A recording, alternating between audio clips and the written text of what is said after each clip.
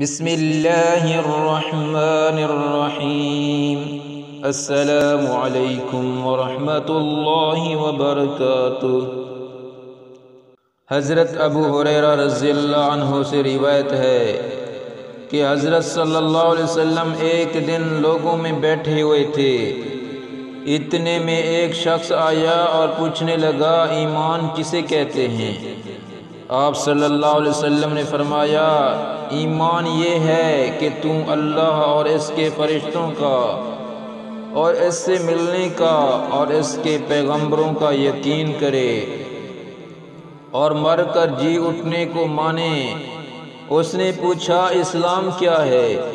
آپ صلی اللہ علیہ وسلم نے فرمایا، اسلام یہی ہے کہ تم اللہ کو پوجے، اس کے ساتھ شرک نہ کرے اور نماز کو ٹھیک کرے اور فرض زکوٰۃ ادا کرے اور رمضان کے روزے رکھے۔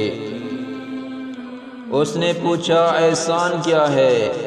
آپ صلی اللہ علیہ وسلم نے فرمایا، احسان یہ ہے اللہ کو ایسے دل لگا کر پوجے جیسا تم اس کو دیکھ رہا ہے، اگر یہ نہ ہو سکے تو خیر اتنا تو خیال رکھ کہ وہ تجھ کو دیکھ رہا ہے۔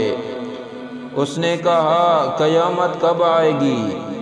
آپ صلی اللہ علیہ وسلم نے فرمایا، جس سے پوچھتا ہے وہ بھی پوچھنے والے سے زیادہ نہیں جانتا، اور میں تجھ کو اس کی نشانیاں بتلا دیتا ہوں۔ جب لونڈی اپنے میاں کو جنے اور جب کالے اونٹ چرانے والے لمبی لمبی عمارتیں بنائیں، بڑے امیر بن جائیں، قیامت غیب ان 5 باتوں میں ہے جس کو اللہ کے سوا کوئی نہیں جانتا۔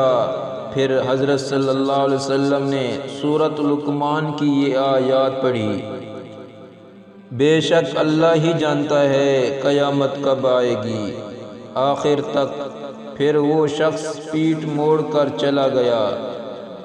حضرت صلی اللہ علیہ وسلم نے فرمایا، اس کو پھر بلاؤ۔